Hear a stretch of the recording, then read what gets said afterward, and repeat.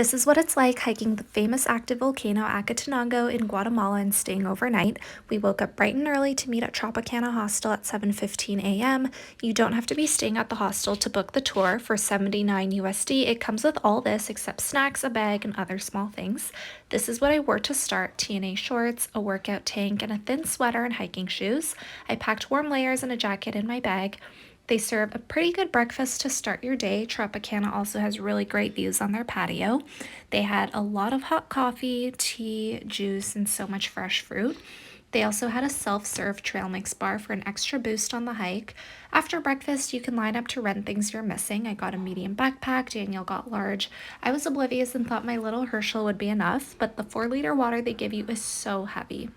Then they shuttle you to their base. It's an hour from Antigua. At the base, you can pay to use the bathroom. Locals have headlamps and hiking poles for rent. You definitely need the poles for support. There's a quick debrief of the hike with stops every 500 meters, but with the altitude, I was not feeling good and stopped like every minute.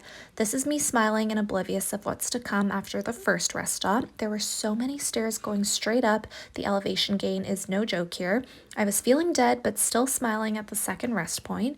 You can rent a horse for 700 Q each way. I felt so bad for the horse, though. I wouldn't suggest doing this. Finally, it was time for lunch. There are a lot of stray dogs around. They hike it faster than we do. They gave us a yummy burrito, brownie, apple, and juice. We had to carry our own food as well. The higher we went, the colder it got, so I'm wearing my Uniqlo heat tech. I was dying throughout, like I'm not exaggerating. This is physically the toughest thing I've ever done, but being in the middle of the clouds was so cool, and finally we reached a flatter part of the hike 3.5 hours later. But just when you think you're done, you're not. There's a small way to go before reaching Tropicana's cabins, but seeing the volcano erupt was such a good motivator to finish strong. The cabins are wooden with sleeping bags inside.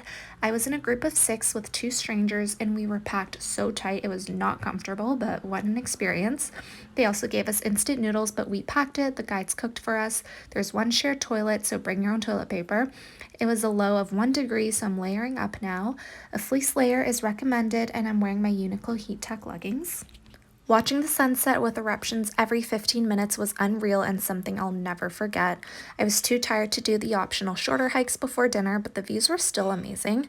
The guides cooked us vegetable noodles for dinner, and we had marshmallows, wine, and tea by the campfire. It was too cloudy to see the volcano sometimes, but they clear up pretty fast. I woke up in the middle of the night to lava sounds, and seeing this happen was so surreal. Make sure you keep your eyes peeled or wake up to try and catch a glimpse.